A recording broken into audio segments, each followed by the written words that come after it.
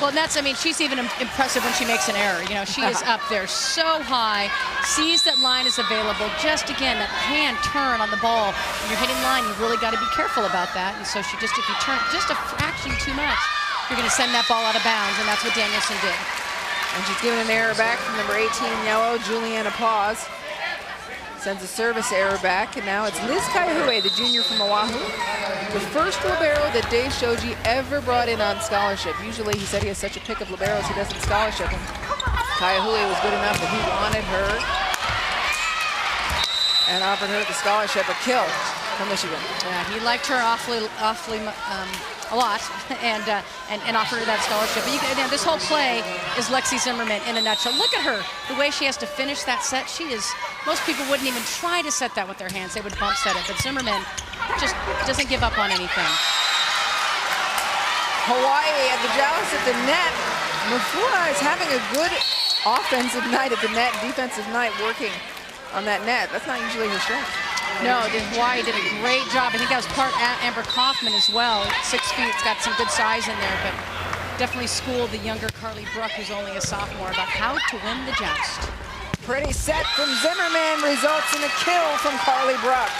But Michigan needed that desperately. They needed their middles to come through with something, because up to this point, they hadn't got a lot of offense. That's 2 kills for Bruck tonight. And again, we talked about their balance being important. If they start relying on Hunt and Paz too much, it's not going to be a good night for Michigan.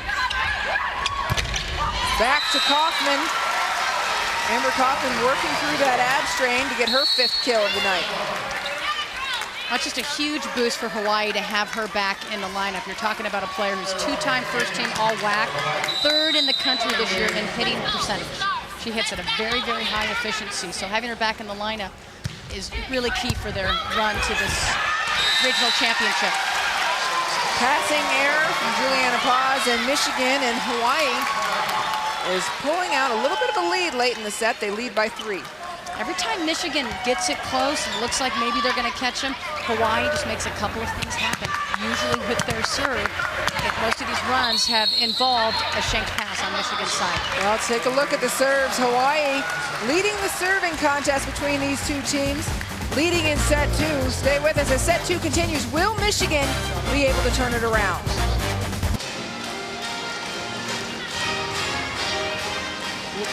In the second set, Hawaii leading Michigan by a score of 19-16. Hawaii won the first set as well. Log on to Facebook today, search ESPNU, and become a fan. Show us your school pride on ESPNU Facebook. We're waiting for Kanani Danielson to really light it on fire, and Hawaii is doing just fine without her being on fire. Well, she's had some great kills, some impressive kills, but she's a little bit high error tonight too, which is somewhat unusual for her. She's not generally a high error player. Outside to Farrell, has a tough angle, but she's been big tonight. Zimmerman calls her own number, but it's good. Zimmerman goes outside to Alex Hunt, then tries back to Bauer. Bauer gets the kill. That's a play Michigan really needed. And you can take a look at the hitting percentage. Michigan normally hitting nearly 250, 192 tonight. Look at Hawaii, 3rd in the country at 315 generally tonight, only 150. So they are not hitting at a particularly high efficiency, but their serving is what's keeping this match in their favor, and Michigan errors like the one we just saw from Alex Hunt from the service line. Service errors for Michigan have been brutal for them today. 6 service errors for Michigan already.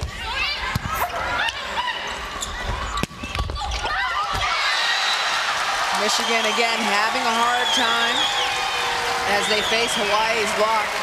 Well, and that gives you an idea that Michigan's not on their game. That is not a hard ball to cover. When the ball is hit into the block, that's called coverage. The players behind you are supposed to go and try to keep that ball in play. And that was not a difficult cover ball because Bauer didn't hit it very hard, and still Michigan was nowhere to be found. That gives you an idea they're really not on their game.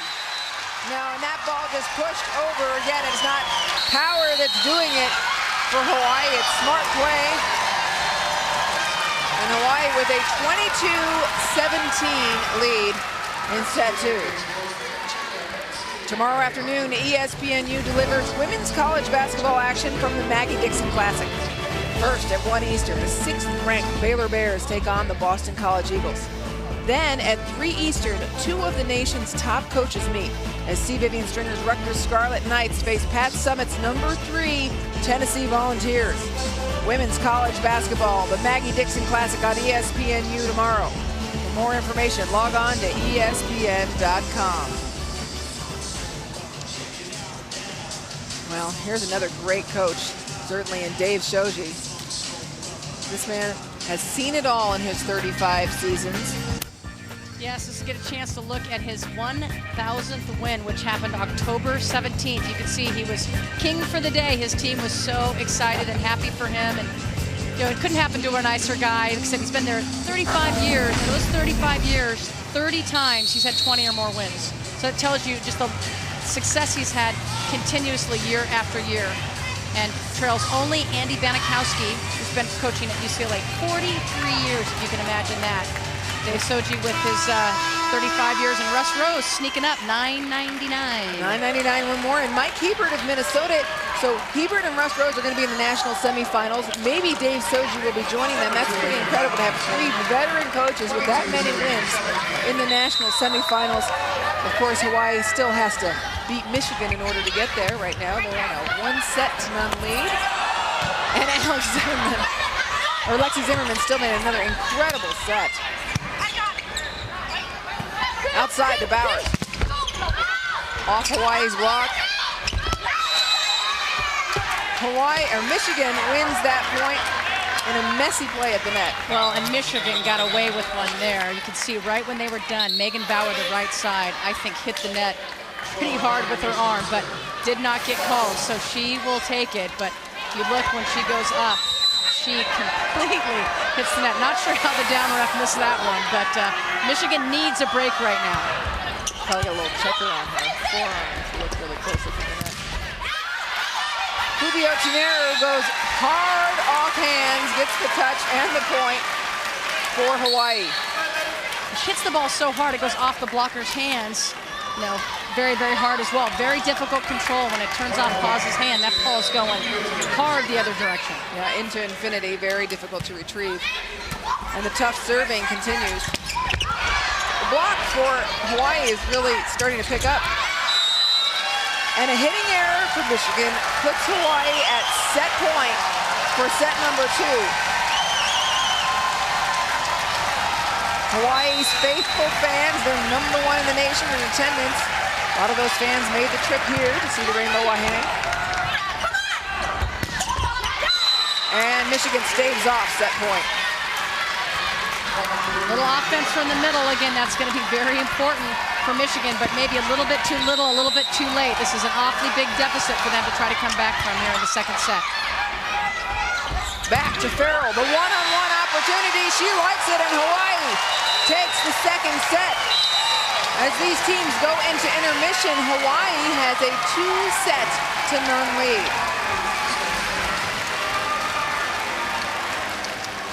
Well, I think Hawaii's got to be very pleased right now. Mark Rosen not happy. This is not the Michigan team we saw last night. Hawaii not playing their best, but playing well enough here to get a commanding 2-0 lead in this match. Hawaii has taken the first 2 sets under the tutelage of Dave Shoji. Coach, thank you for joining us. Coach, let me ask you, what made the difference for your team in these first 2 sets? Well, we're not playing well. They're not playing well. It's kind of an ugly match, but we're just making some plays when we need to, and you know, we're very fortunate to win that game 1, and then we're kind of steadied out now. I think we're running our offense, and you know, we need to block better, but we'll take 2-0.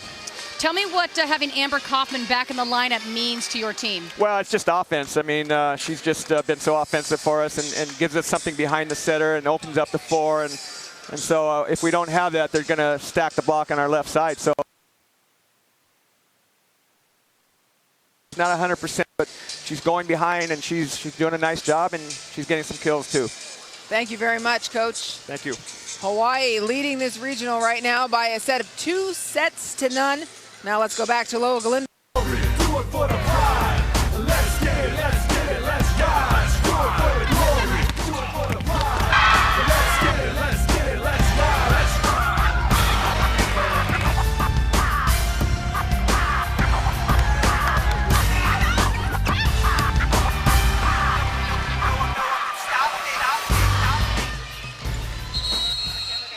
Hawaii leading by 2-0 as we just finished the intermission. Moments ago, we spoke with Coach Mark Rosen. Coach, very simply put, you're down 0-2. What's gone wrong? Well, I think they're playing very well. They're putting a lot of pressure on us. They're putting a lot of pressure in the serve-receive game, and so we're a little bit loose there. We've got to get better. They played great defense. These are all things we knew coming into the match, that if they execute well and we let them execute well, they're going to put a lot of pressure on us, and we've got to somehow flip that. We've got to flip the pressure switch, and we got to serve tougher, get them out of system. We got to be able to play a little bit better defense, and it's not a giant change. It's a couple points here and a couple points there, but at this level, those points make a big difference. Thank you, Coach.